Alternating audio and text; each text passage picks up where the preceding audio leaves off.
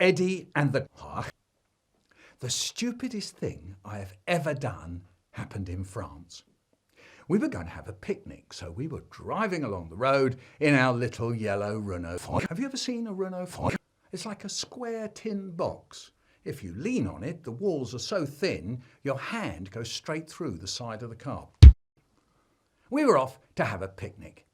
Have you noticed how long it takes parents to make up their minds where to stop for a picnic? It takes us longer to find where to have the picnic than it takes to eat it. We stop, we get out, we spread the sheet, we unload the boxes and bags and bottles, we sit down and it's...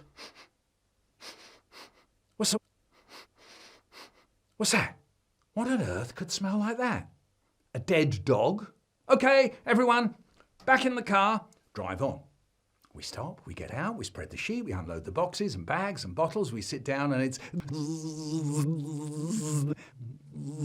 wasps, hundreds of them. Okay, everyone, back in the car, drive on. In the end, we got to this perfect place. Backed the car up a little slope, laid everything on the ground, sat down. Eddie, do you want some chicken? No.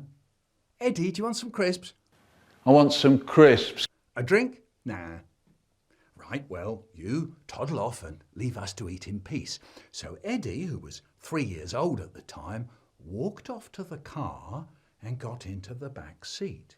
He looked out the window and called out, "Look at the car!" Joe starts giggling back at Eddie. "Look at Eddie, Dad," says Joe. "Turn round, Joe. Don't take any notice of him. Mrs. You know it. Turn round." Then Eddie climbed into the front seat of the car. He grabbed hold of the steering wheel and shouted out at us, "Look at me! I'm driving!" And Joe says, "Look at Eddie, Dad. He's driving." I say, "Turn round, Joe. Don't take any notice of him. It only encourages him. Turn round." We went on eating. Then Joe looked up and said, "Dad, the car's moving." I said, "Don't be silly, Joe." And I turned round to look at the car. He was right. The car was moving slowly down the slope towards the road with Eddie screaming, "The car's moving! The car's moving!" Now, if you were a sensible, intelligent person at this moment, you might perhaps go over to the car, open the door, get Eddie out, jump in, jam on the brakes and stop the car. That would be the sensible thing to do. Slightly less sensible, but still quite sensible, would be to go over to the car, open the door, get Eddie out, close the door and wave goodbye to the car. At least Eddie would be safe. What I did was try to stop the car. I rushed over and grabbed hold of the pillar between the two doors and tried to stop the car going down the slope.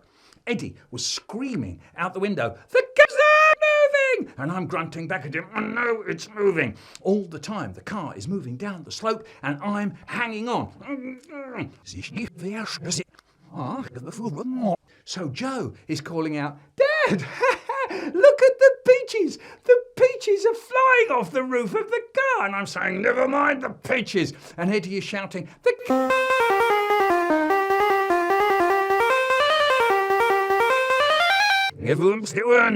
Now, I know that what we've got coming up next is the road.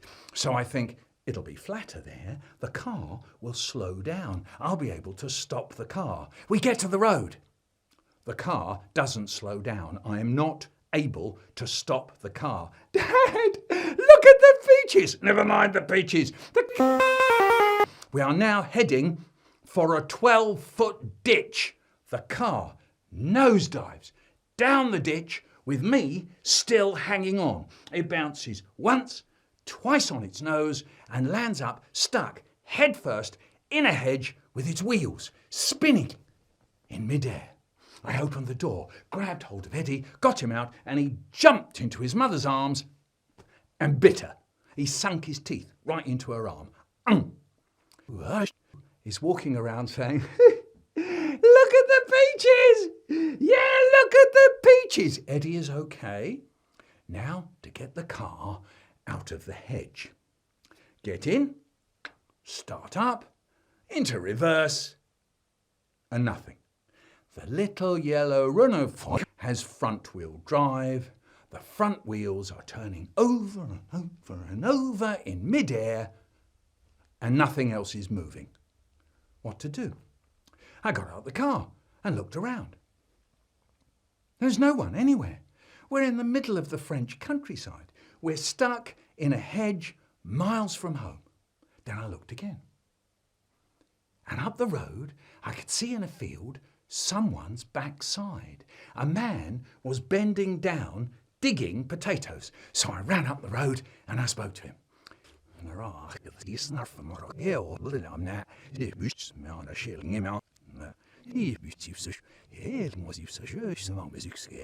The car went down the hill and it stuck. The man stood up and slowly wagged his finger at me. Jamais, jamais, jamais, never, never, never, never let a child onto the front seat of a car. They can easily, I know that now, I said, but how do I get the car out? He then raised both hands by his side and said, "Boof." This is French for, I haven't got a clue, you're on your own, mate. Try it. Look, raise both hands by your side, hands upwards, and as you said, you puff your cheeks out. So now what? Far away in the distance, I see a man ploughing a field. So I started off running up the road towards him. And as I'm running along, I start to realise that I am only wearing my underpants. When we had the picnic, I thought that I would sunbathe. So here I am, running down the road in my underpants. No matter, must press on. As I got nearer to the field where the man was ploughing, I started thinking, how do you get someone to stop? How do you get someone to stop ploughing a field? So I climbed over the fence and stood in front of the tractor, held up both my hands and started waving. I don't suppose the farmer had ever seen a large hairy bloke in his underpants standing in front of his tractor waving his hands. But he brought the tractor up to me and stopped it. And he said, which is French for, well, have you got something to say or not, or are you completely stupid? As you said, you have to nod your head upwards, leaving your mouth open after you've said it. It sounds a bit like bang, doesn't it? Say it through your nose. So I said,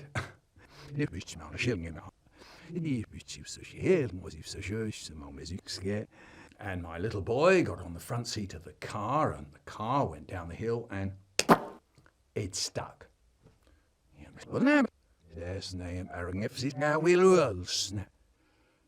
Jamais, jamais, jamais, never, never, never let a child get in the front seat of a car because they can easily... Yeah. No, I know that now, but do you think you could help me? I could pay you. It would be very nice if... So... 3 hours later, after he had lunch, he came along with his tractor, his wife, his dog, and a long chain. They tied the chain round the back bumper of the car and they pulled and they heaved and they heaved and they pulled just out of sight of anyone looking. And they pulled and they heaved the bumper right off the car.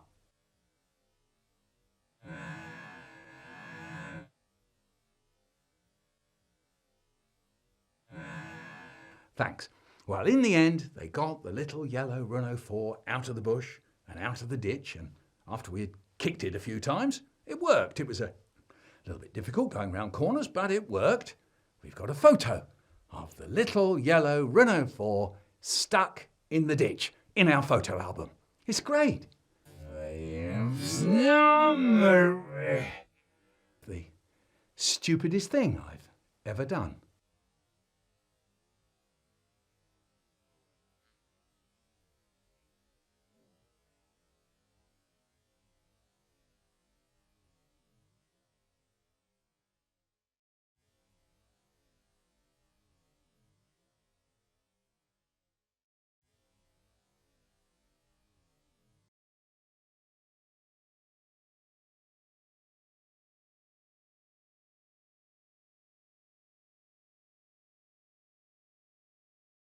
Hooray!